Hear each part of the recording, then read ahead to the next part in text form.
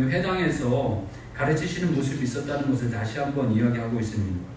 그 32절 보면 그들이 그 가르치심에 논란이 이는 그 말씀이 권위가 있음이로라 이렇게 표현하고 있습니다. 그러니까 이 예수님의 이 말씀에 가르치심에 권위가 있었다는 것, 능력이 있었고 어떤 힘이 있었고 또 무언가 될 것 같은 또 되어질 수밖에 없는 이런 어떤 그 힘이 있는 말씀을 증거했다라고 이렇게 표현해 주고 있습니다. 그런 다음에 이 예수님 사역에 대한 부분으로 이제 나타나는 게 귀신을 쫓아냈다라고 이렇게 표현하고 있습니다. 그런데 귀신을 쫓아낸 장소가 다른 장소가 아니고 회당에서 쫓아냈다 표현하고 있습니다. 회당이라고 표현하면 지금으로 이야기하면 이 교회입니다. 교회에서 예수님이 가르치시는 가운데 교회 내에 귀신이 있었고 교회 내에 있던 그 귀신을 예수님께서 쫓아내셨다. 이런 표현을 해주고 우리들에게 알려주시고 있습니다. 그렇다고 귀신이 교회만 있는 게 아니고 다른 곳에도 여러 곳에도 있었음에도 불구하고 이 귀신을 쫓아냈다. 라고 이렇게 표현하고 있습니다. 요즘 시대에는 과학이 많이 발달해서 사람의 이성이 참 이렇게 극에 달하는 시대에 살고 있습니다. 요즘 표현은 계명천지다. 라고 이렇게 표현을 하고 있고 특히 이제 여러 가지로 많은 사람들이 과거에는 배움에 대해서 너무 어려움을 겪었기 때문에 초등학교 나오는 경우도 쉽지 않았던 것 같습니다. 초등학교 나오는 경우도 쉽지 않았고 이 시골에 사시는 분들은 그냥 바로 애들 조금만 7, 8살만 되면 농사일 시키는 경우가 많았고 또 저희 부모님 때 얘기만 이렇게 들어봐도 초등학교 겨우 보내주고 나면 대부분 농사일 돕느냐고 농사일 하시는 경우가 많았고 이 산업화가 발달하게 되면서 대개 이제 초등학교 졸업하게 되면은 다 이제 공장에 취직하느냐고 서울로 와가지고 13살, 14살 되는 사람들이 적게는 12시간, 13시간, 많게는 17시간, 18시간을 일했다. 라는 이해를 많이 들었습니다. 또 그렇게 해도 되는 줄 알았어요. 그런데 지금 시간이 지나면서 한마디로 이 계명천지가 되었고 웬만하면 다 애들 얘기로 대학 좋은 대학 나쁜 대학을 떠나서 마음만 먹으면 무슨 대학이든지 무슨 대학은 아니죠. 대학은 간다. 미달인 대학도 많고 이러다 보니까 사람의 마음에 이 교만함이 많이 쌓여서 눈에 보이지 않는 건 믿지 않는다. 라는 어떤 사고와 또 이게 자기의 어떤 생각과 판단이 점점 높아진 시대에 살고 있습니다. 그런데 이 성경이 우리들에게 해주시는 말씀 가운데 하나가 안 보이는 세계가 있다는 거예요. 안 보이는 세계가 분명히 있다. 라고 이야기하고 있습니다.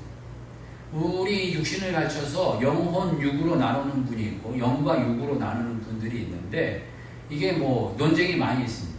논쟁을 떠나서 영이 있다는 겁니다. 그러니까 영적인 세계가 있다는 겁니다. 우리의 육신이 끝이 아니고 영적인 세계가 있다라고 말씀하고 계십니다. 여러분 영적인 세계가 있다는 거 믿으시나요? 네, 믿으셔야 합니다.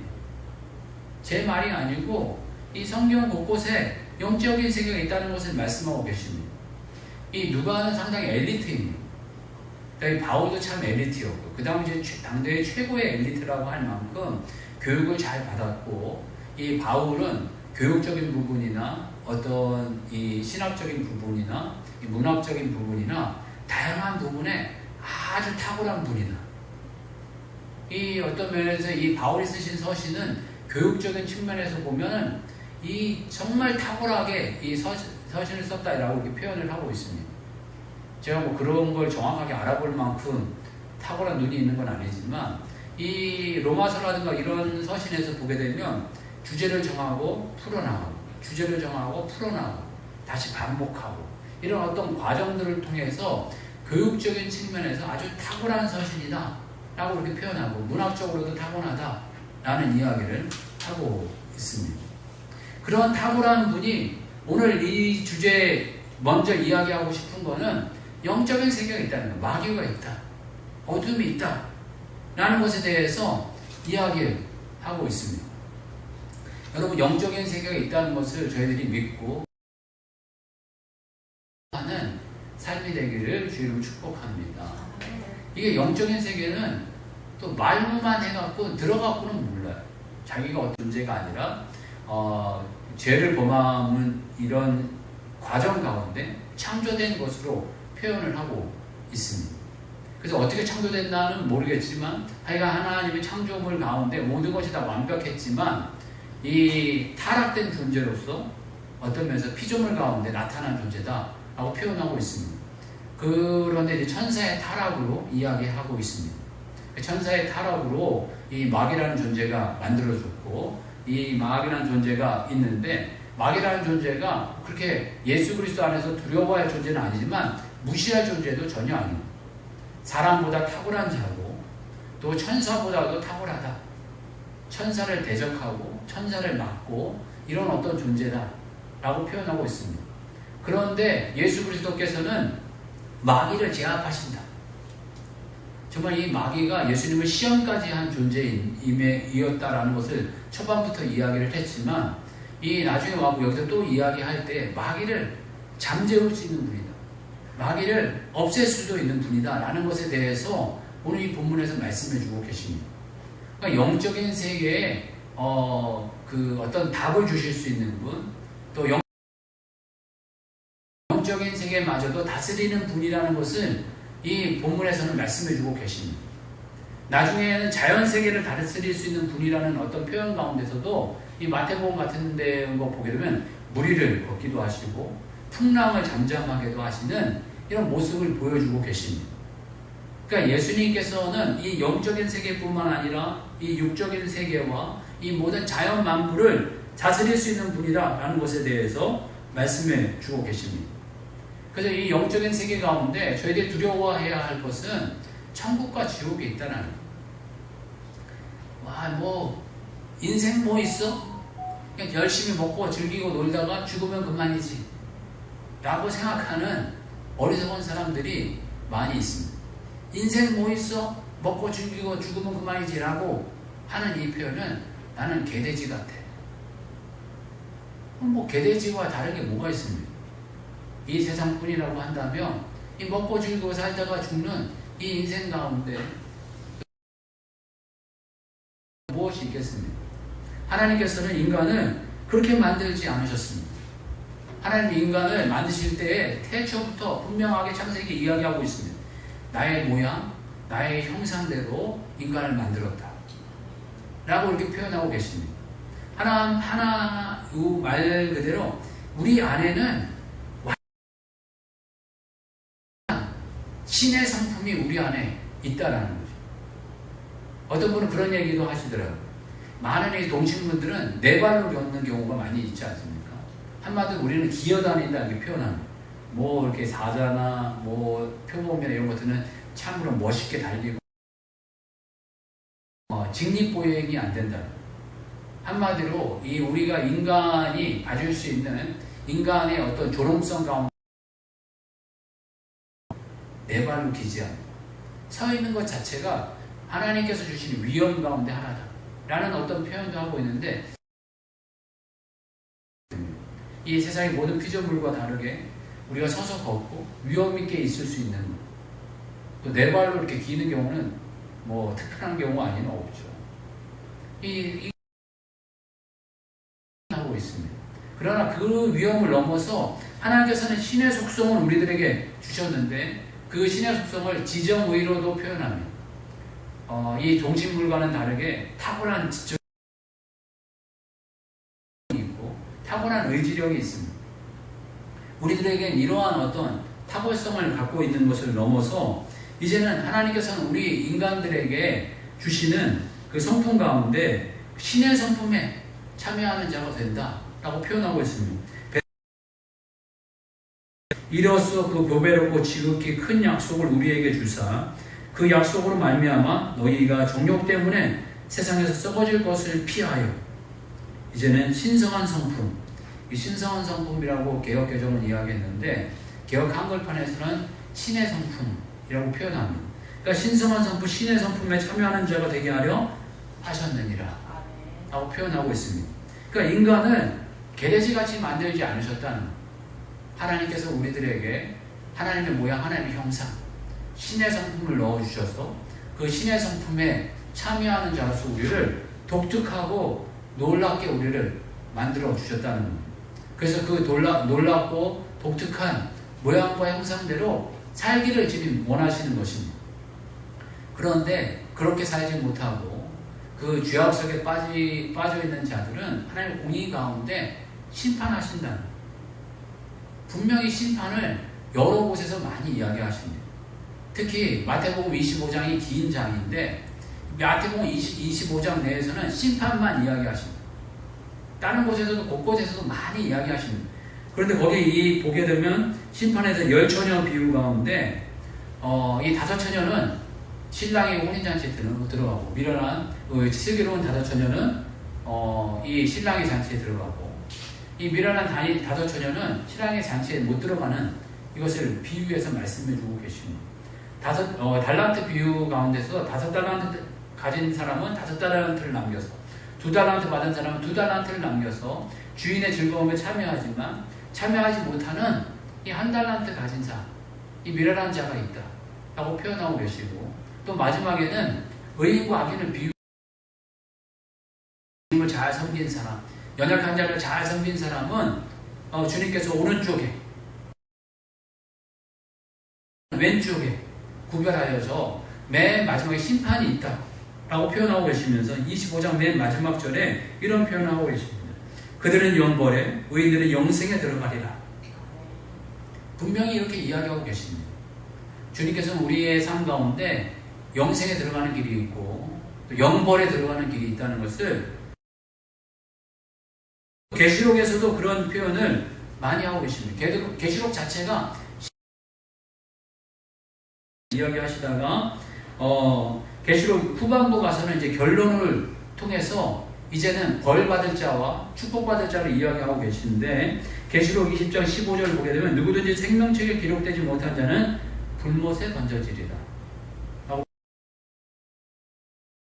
2절 말씀은 이제 새하늘과 새 땅에 대해서 표현하고 계시는데 또 내가 새하늘과 새 땅을 보니 처음 하늘과 처음 땅이 없어졌고 바다도 다시 있지 않더라. 예루살렘이 하나님께로부터 하늘에서 내려오니 그 준비한 것이 신부가 남편을 위하여 단장한 것 같더라 라고 표현하고 계시면서 그 모습을 쭉 이야기하고 계십니다. 여러분, 영적인 세계가 있습니다. 영적인 세계가 분명 우리의 지금은 마귀의 세계가 있고 마귀가 공중에서도 활동하려고 한다는 것. 그렇지만 예수 그리스도께서 이 모든 것을 물리칠 수 있는 분이고 이 모든 문제에 답을 주실 수 있는 분이다 라는 것을 이야기하고 계십니다. 우리가 다 우리가 행위로 구원을 얻겠습니다. 다 멸망받을 죄인이고 썩어 죽을 수밖에 없는 죄인이지만 그럼에도 불구하고 이 미련한 죄인, 지옥 갈 수밖에 없는 죄인을 위해서 주님께서 이 땅에 오셔서 피 흘리시 이기는 것을 넘어서 우리의 모든 인생의 죄악과 지옥 갈 우리의 영혼들을 구원할 자가 되신다는 것을 암시적으로 말씀해주고 계십니다.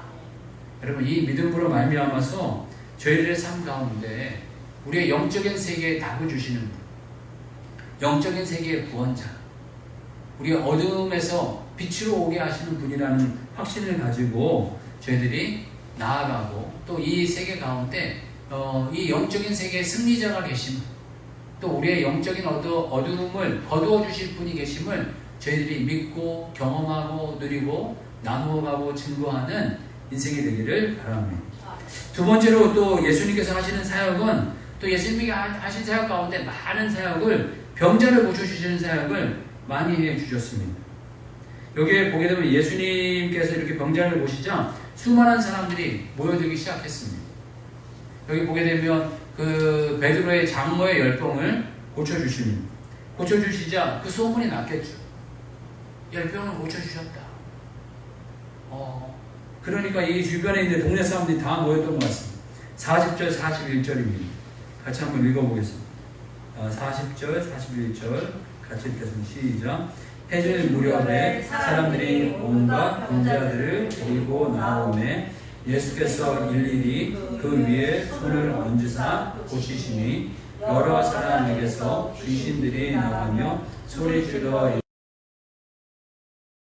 이니이다. 예수께서 꾸짖으사 그들이 말함은 허락하지 아니하시니 이는 자기를 그리스도인 줄 알미로라. 아멘. 참 예수님께서는 우리 인간의 모든 문제에 답을 주십니다. 아니라 영적인 문제에 답만 주시는 분이 아니라 우리 육적인 필요에 답도 주신다는 거예요. 영적인 문제의 모든 필요의 답만을 위해서 이 땅에 예수님 오시지 않았다는 것이죠. 예수님께서 가르치실 때 처음 선포하실 때 누가복음 4장 18절 19절을 보게 되면 주의 성령이 내게 임하셨으니 이는 가난한 자에게 복음을 전하게 하시려고 내게 기름을 부으시고 나를 눈먼 자에게 다시 보게 함을 전파하며 눌린 자를 자유롭게 하고 라고 표현하고 계십니다. 이 육신의 필요, 우리의 필요와 또한 채워주시는 분이심을 저희 믿으시기 바랍니다. 저희들 이런 믿음으로 정말 이 세상 가운데 지금 내가 현재 이 필요를 주님께서 채워주신다 라는 확신이 있으시길 바랍니다. 좀 더디게 올 수도 있고 좀 오래 걸릴 수도 있지만 그러한 모든 과정 가운데 우리를 더 만드시는, 우리를 더 빚어가시고 우리를 더 온전하게 하시고 우리를 더 든든하게 해주시는 하나님의 섭리 가운데 거하는 줄 저는 이 육신의 이 필요를 넘어서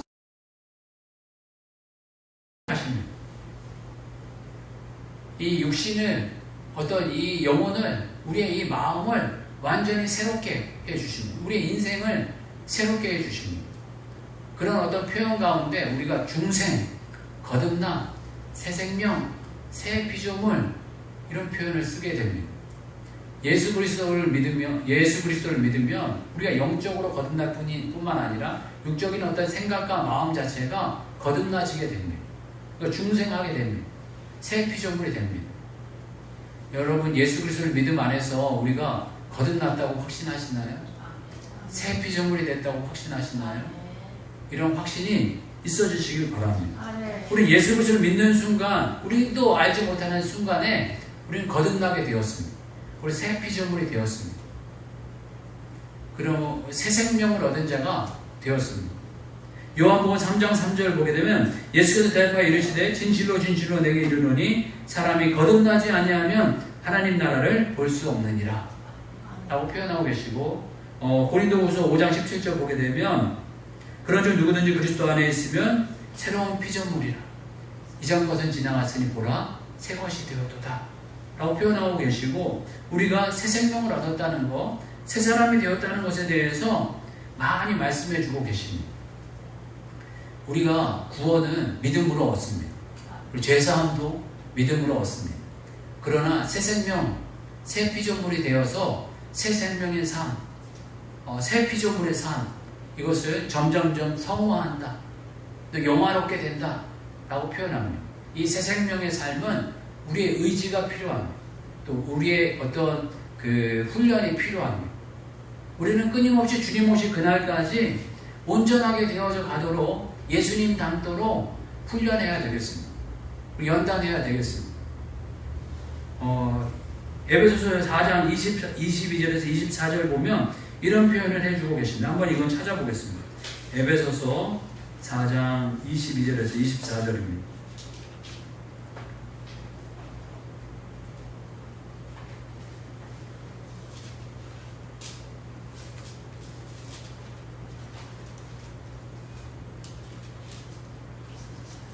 에베소서 4장 22절에서 24절입니다. 같이 한번 합독하겠습니다. 시작. 너희는 유혹의 욕심을 따라 썩어져가는 구습을 따르는 옛사람을 벗어버리고 오직 너희의 심령이 새롭게 되어 하나님을 따라 의와 진리의 거룩함으로 지으심을 받은 새 사람을 입으라. 표현하고 있습니다. 여기는 벗으라, 입으라 이 두 이야기를 하고 계십니다. 옛사람을 벗어버리고 새 사람을 입으라 표현하고 계십니다. 날마다 우리가 훈련 가운데 예수 그리스도 안에서 옛 품성, 옛 성격, 옛 모습이 계속 나오는 경우들이 있습니다. 그렇지만 그걸 날마다 바울과 같이 날마다 나는 죽노라 라고 표현하는 것 같이 날마다 과거의 옛사람은 죽어져 가고 내 안에 새 사람에게, 새 성품에게 어떤 새로운 마음의 죄들이 날마다 새로워지기를 주님을 축복합니다. 그러면 주님 닮아간다는 것이 이런 것입니다. 그리고 주님께서 날마다 새힘 주셔서 새로워져가는 인생이 되기를 힘써 가시길 바랍니다. 또 이 세 번째로서는 예수님께서 이 땅에 오셨을 때 복음 전하는 사역을 하셨다라고 표현하고 계십니다. 예수님이 하신 사역 가운데 또 중추적인 사역 가운데 하나가 이 복음을 전하는 사역이셨습니다. 이 4장 43절 볼까요? 한번 같이 한번 읽겠습니다. 자, 44절까지 읽겠습니다.